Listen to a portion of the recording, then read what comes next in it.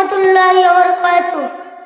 ওই কুটিহীন নীলাকাশ ভুবন মাঝে তুমি কুদরতি ইশারায় এঁকেছ ওগো আল্লাহ, শুকর তোমার আমারে যে মুসলিম করেছ।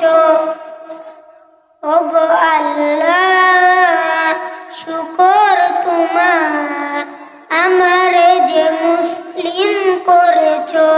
তুমি সাগর